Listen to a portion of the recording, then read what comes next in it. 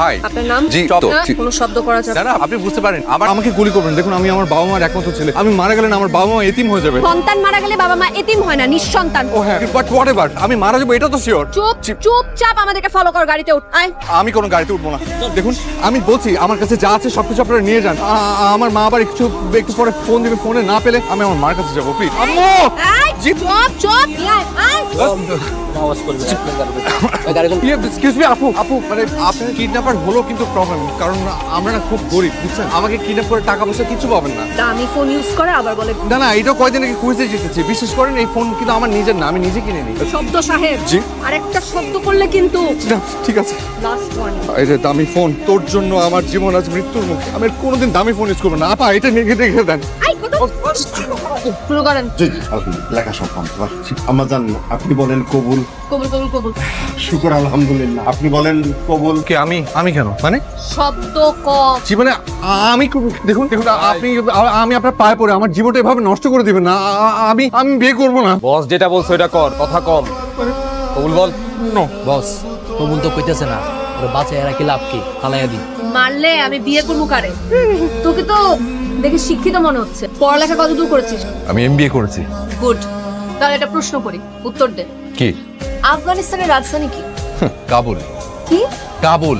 আরে শুনতে পারতেছি না। কি? আরে বড় নাকি কাবুল? কাজী সাহেব শুকর আলহামদুলিল্লাহ। তিনবার কবুল বলছেন। কি মানে? না আমি বলেছি, আমি তো আফগানিস্তানের রাজধানীর নাম বলেছি, কাবুল, কবুল না। কিরে তোরা শুনছস না কবুল বলছে? কবুল বলছস রে? কবুল বলেছি কখন? না কাজী সাহেব আপনি ভুল শুনেছেন। আমি বলেছি মনে হয় বলেছি, সরি। কি এটা? এখানে একটা সিগনেচার। কেন? সিগনেচার। বিবাহ সম্পন্ন হয়েছে। আজ থেকে আপনি আমাদের দুলাভাই। হ্যাঁ হ্যাঁ দুলা ভাই। শুকর আলহামদুলিল্লাহ। আমরা সবাই মিলে মোনাজাত করি। মানে মোনাজাত কেন আবার? জি ভাই।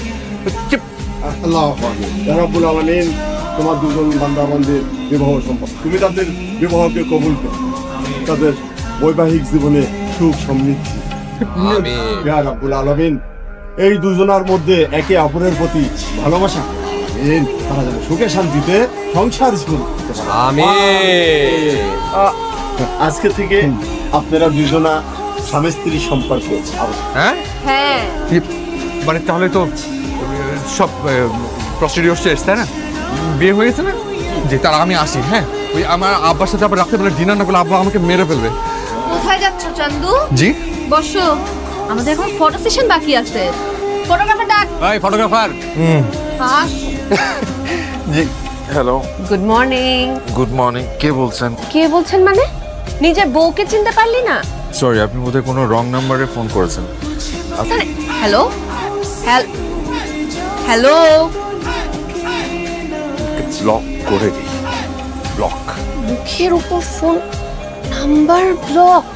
তোর সাহস। তার তো দেখছি মানুষ ঘুমের মধ্যে দুঃস্বপ্ন দেখে, আর আমি দেখছি জেগে জেগে। তুমি মা? আচ্ছা তাই? জি সারপ্রাইজ দিবে? জি তাহলে ডাক।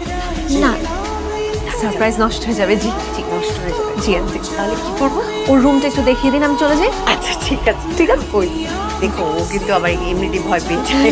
সমস্যা নেই। আচ্ছা ঠিক আছে, থ্যাংক ইউ। ঠিক আছে, থ্যাংক ইউ। কোনো গোয়েন্দা সংস্থায় কাজ করেন নাকি? জামাইদের টাইট দিতে বউদের মাঝে মাঝে একটু গোয়েন্দাগিরি করতে। প্লিজ আপনি পারবেন না, বউ বলবেন না। পরে আম্মা শুনলে খুব কেলেঙ্কারি হয়ে যাবে। আম্মা পরে আব্বাকে বলবে, আব্বা পরে আপনাকে আমাকে দুজনকে গুলি করে মারবে। আমার তো আমার জামাইয়ের সাথে মরতে কোনো প্রবলেম নেই। এই যে আবার জামাই বলছেন, প্লিজ আম্মা শুনতে পাবে। আচ্ছা ওরা তো একদিন না একদিন জানবে, রাইট? আমি এখনই বলে দিই না, সমস্যা কি?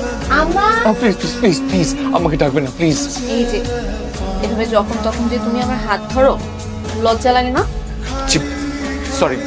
আচ্ছা কেন এসেছেন বলুন তো? আমার নাম্বারের